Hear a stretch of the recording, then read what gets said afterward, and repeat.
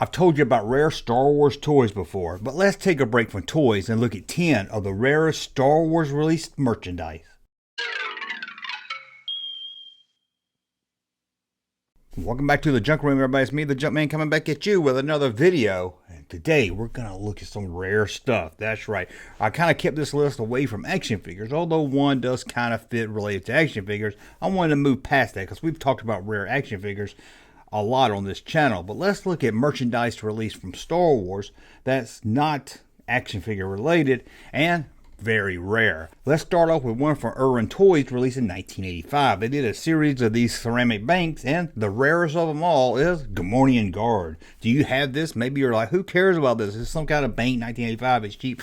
But people overlook this, but it's rare. If you have the Gamorrean Guard one, hey, get that thing polished up and put it up on eBay. And number 9 is probably the rarest trading card of them all. I know you're thinking it's that X-rated C-3PO one. No, it's not. This one's related to Han Solo. Harrison Ford signed this card.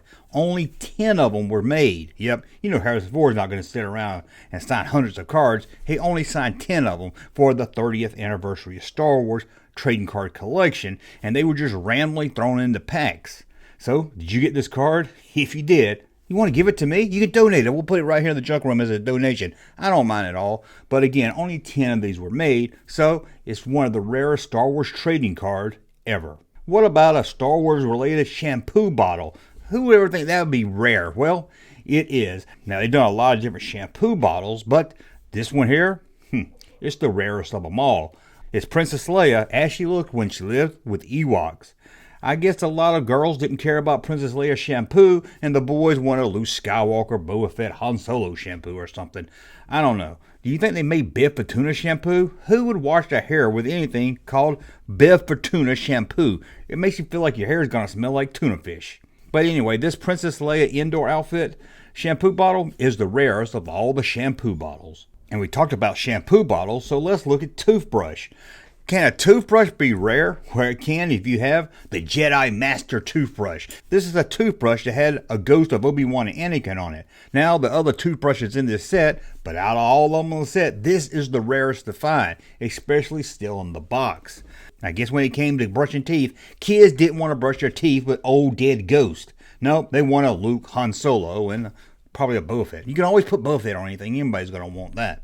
Number 6 is one I've talked about before, so check out the video. If I remember, I'll link it in this video. But it's a teacher's aid kit that was released to schools. This thing is rare. To find one that's never been used, or pieces all lost, and you still got the vinyl cape, you can forget about it. But it's out there. I mean, if you look real hard, maybe you can. There's a few of them out there. Steven Sansweet probably has one. I know Gus Lopez, the collector, has one.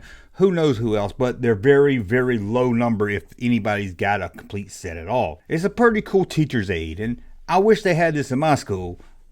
I would have learned a lot if they used Star Wars to teach the class, but sadly they didn't. Number 5, I wasn't sure if I was going to put on this list because it wasn't something you could buy when it came to Star Wars, but it was too cool to pass up, and it is rare. This was a Star Wars booklet with photos from Star Wars given out by Lucasfilm, and each one was signed by Gary Kurtz and George Lucas. That's right, George Lucas autographed in all of these books. Being that this was handed out from Lucasfilm back before Star Wars was even a big hit, you can imagine why they're rare. People probably got this book at the time, was like, what's this science fiction book? And threw it away, or threw it in a cabinet somewhere and forgot about it. Then Star Wars came to be a hit, people wanted to collect everything Star Wars, and these books got lost. And a lot of these books turned up missing. So, if you got this book, not only do you have some cool photos, you have an autograph of George Lucas. And Gary Kurtz, let's not forget Gary Kurtz.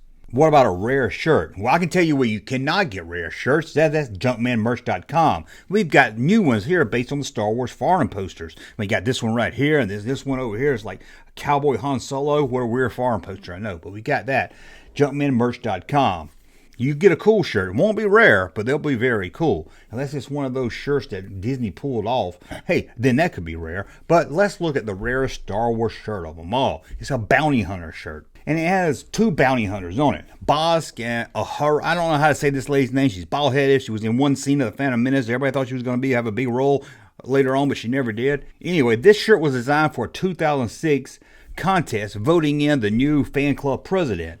and only 75 of them was made, so you know it's rare. So if you see someone walking down the road just wearing this shirt, they might not know what they have, maybe they got it at Goodwill, offer them $10 for it. Offer them $10 and tell them you'll buy them some Taco Bell. Maybe they'll give you the shirt right off their back, who knows. Number 3 is a video game. Now growing up, we all remember the Star Wars arcade cabinet, but did you know there was one based on Empire Strikes Back?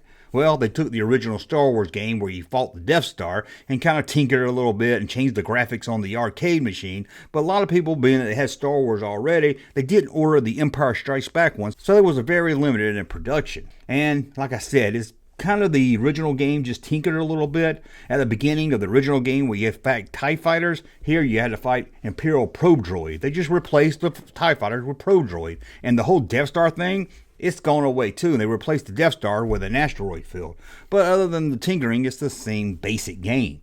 But it's in an Empire Strikes Back cabinet. Now, before I tell you about the rarest Star Wars poster, I'm going to remind you, I know you hate hearing these plugs, but I got to remind you, Two Dinosaurs Outside of Tasty Freeze, one of the best podcasts there is. I mean, we talk Star Wars, 80s, 70s. We talk old pop culture stuff from the time you grew up. You're going to love this podcast. Trust me, if you don't watch the live stream, you at least want to listen to the 3 to 4 hour podcast me and my buddy Russ do. So wherever you get your podcast, you can listen to Two Dinosaurs Outside of Tasty Freeze. Just go search that into the search. You'll find it. If you don't find it on the podcast app you use, let me know. I'll make sure it's on there. But I know it's on Spotify, Apple, Google Play, Amazon, and all the big ones. But if you got some fly-by-night podcast app, let me know, and I'll see if it's added on there. But let's look at the rarest Star Wars poster of them all. It's a Star Wars teaser poster, but it's made Mylar.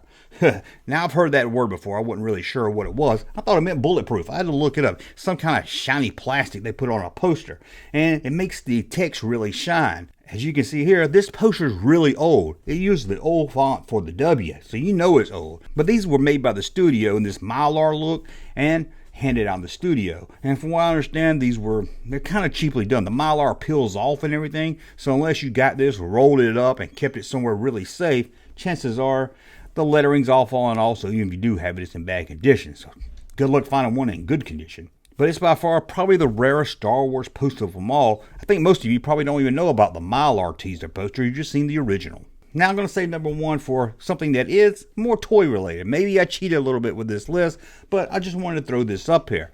It's a store display to hold Power of the Force figures. Now, you know Power of the Force figures are rare to sell, but can you imagine a display to put the figures on? Whew, you know that's got to be rare. And this thing is rare. Finding one of these is almost impossible. I mean, first, if you find one that's never been used, get out of here, junkyard dog. I'm trying to make a video. Anyway, these things, you know, they were cardboard. They were thrown up in stores. They were thrown away if they wasn't needed anymore. And most stores wasn't even ordering Star Wars by this time. So you can imagine how rare this thing is. Anyway, the dog wants to go for a walk, and I'm through telling you about 10 rare Star Wars pieces of merchandise. Maybe you got it. Maybe you have some of these. So let me know in the comments below. And until the next video, thumb up so I know you like my content. Subscribe to the channel. We'll talk again. Hey, Junkman channel popping though. Thank you, sir, for that unsolicited testimony.